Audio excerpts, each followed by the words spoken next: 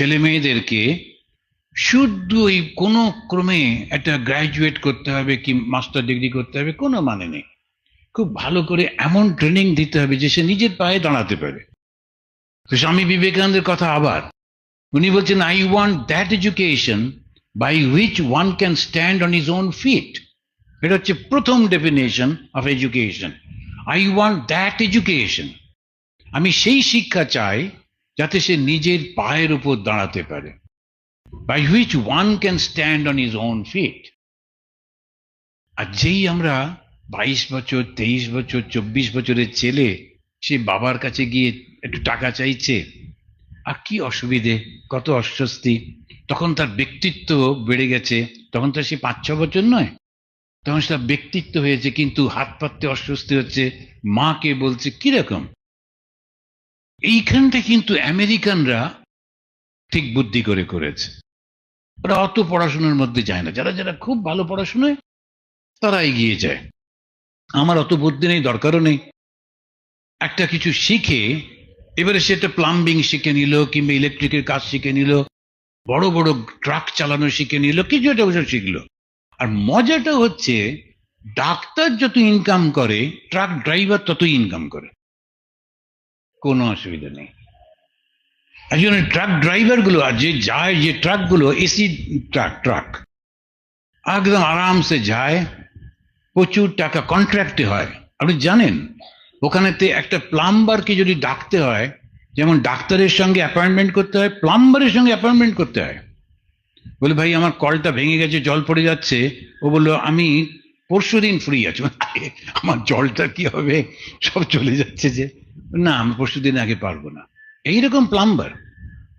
আমাদের যে জায়গাটা, সেখানে একটা প্লাম্বারের সঙ্গে যেই কথা বলতে শুরু করলেন, ও বললো, সি এখন তুমি কথা বলছো, যতক্ষণ কথা বলবে $75 per hour, 1 ঘন্টা কথা বলো, আমার কোনো আপত্তি নেই, $75 দিতে হবে। কিন্তু আপনি ভেবে দেখুন, ও কেন শুধু শুধু পড়তে যাবে? তারপরে কোনো রকমের কলেজে গিয়ে টিকটিক করে পড়ছে, হই হই, তারপরে হিন্দি সিনেমাগুলো শেখাচ্ছে, কলেজে গিয়ে নাচতে হয়, মারামারি করতে হয়। কলেজ মানেই হচ্ছে এইগুলো, পড়াশোনাটা বাদ দিয়ে বাকি সবগুলো হিন্দি সিনেমার শিক্ষা।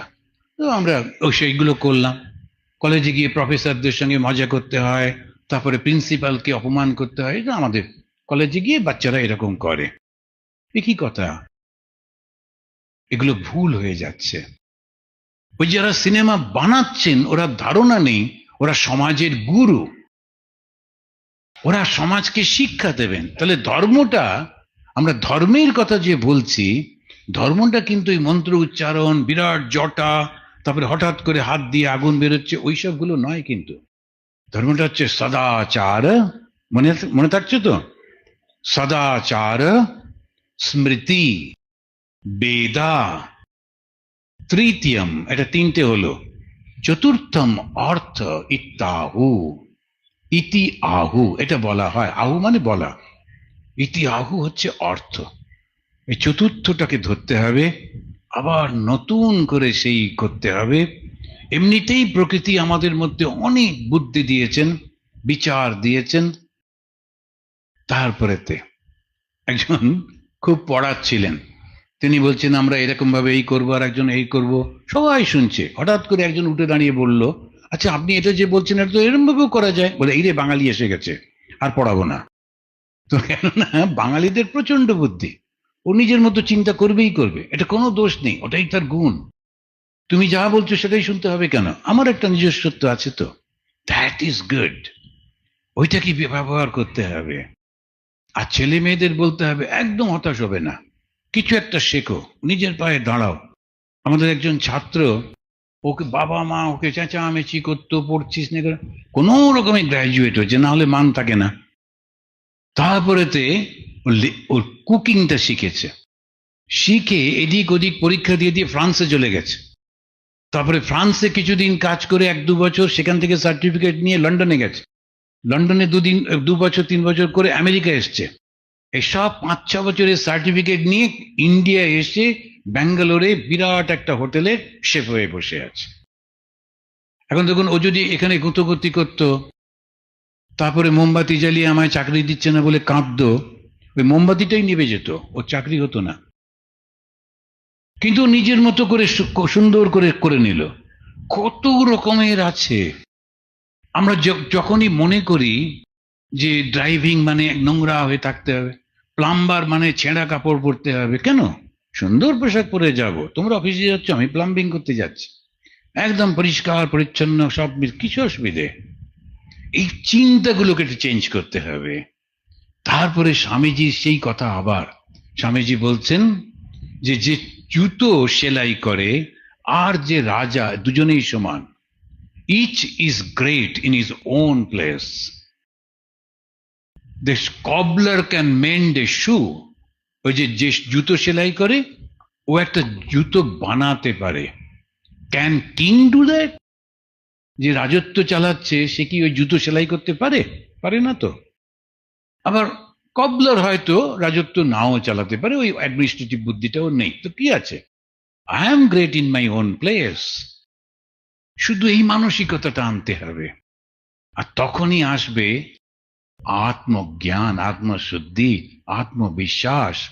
স্বামীজি বারবার বলছেন, the more I grow, more it seems to me everything lying in manliness. Manliness মানে পুরুষ শরীর না, ম্যানলিনেস মানে আত্মবিশ্বাস। আমি পারবো, আমি পারবো, আমি পারবো, আমি তো কিছু খারাপ করছি না, আমি এই কাজটা করছি, করে অর্থ রোজগার করছি। আমার খুব ভালো লাগে, একজন বারবার আমি বলি, একটা American couple, husband and wife, তারা আমার অফিসে ঢুকলো শিকাগোতে। তারপরে যখন কথা বলছি তখন ওয়াইফ, সাধারণত ওরা কিছু বলে না, কিন্তু ওয়াইফ বলল, আই এম এ ডক্টর, আর আমার husband he is a truck driver. আপনি ডাক্তার আর আপনার হাজব্যান্ড ট্রাক ড্রাইভার, সমাজে গিয়ে বলতে পারবেন তো? তখন বলবেন, না ওর না গাড়ি আছে, ট্রাকটা ওর। বানিয়ে বানিয়ে বলবেন, মিথ্যে বলবেন। কেন বলবেন? ও ট্রাক ড্রাইভার, তাতে কি হলো? আর যে ট্রাক ড্রাইভার এসছে, তার একটা স্যান্ডো গেঞ্জি, এইরকম মাসলওয়ালার শরীর, আর এখানে নানান রকম ট্যাটু ম্যাটু করা, আই ড্রাইভ ট্রাক বলে খুব খুশি। আর আমাদের মনটা, ওরে বাবারে, ডাক্তারের স্বামী ট্রাক ড্রাইভার, আমরা ভাবতেই পারছি না। ডাক্তারের স্বামী অন্তত পক্ষে একটা উকিল হতে হবে, তার কেস থাকুক আর না থাকুক, কালো কোটটা কাঁধে নিয়ে অন্তত ঘুরলেই চলবে। ফলস এইগুলো যে আমাদের আছে না, এটা ধর্ম নয়। ধর্ম কোনটা? এই যে নিজের উপর আত্মবিশ্বাস,